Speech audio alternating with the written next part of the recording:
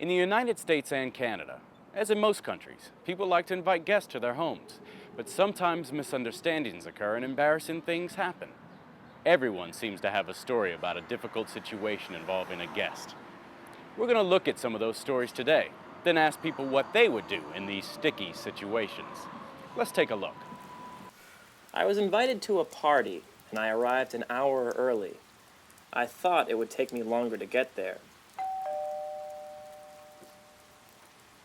Well, Rebecca came to the door wearing sweatpants and an old t-shirt. Hi. Oh, hi. Rebecca, am I too early? You're the first one. I'm the first one. I could hear the shower running in the background, and of course, not a single guest was there. Wow. Well, we asked some people about what they would have done in this situation. What would I have done? I would have pretended to have an errand to run in the neighborhood, like going to the drugstore, the grocery store, and then I would have told her I'd come back later. If I were him, I would have apologized and then offered to help with things like setting the table.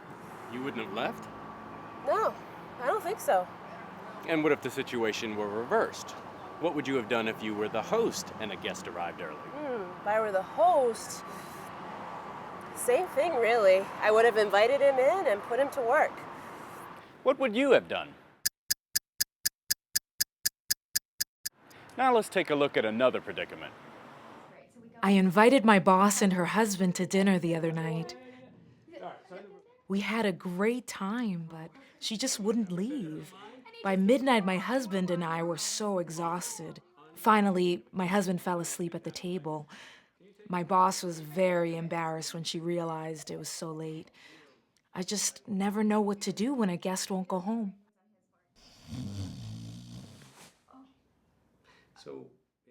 What should the host have done? Let's get some opinions.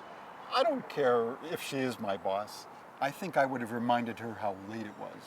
I wouldn't have done anything, except pretend I wasn't tired. After all, she's your boss.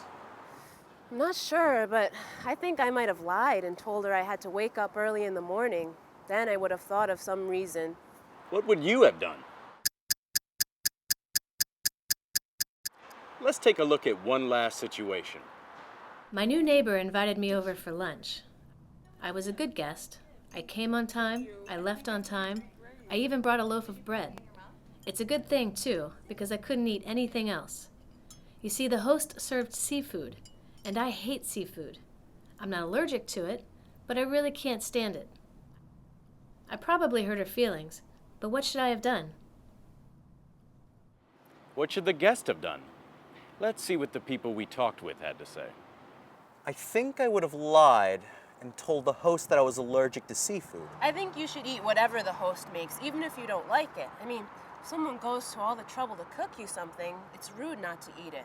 You know, I had a similar experience once. I served a dish with tomatoes in it to someone who was allergic to them.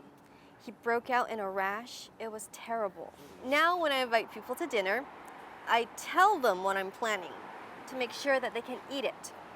The host in that situation should have asked her guests about food allergies and food preferences before she planned the menu. What would you have done? We've heard a number of practical solutions to some difficult guest situations. Now you should be ready for anything.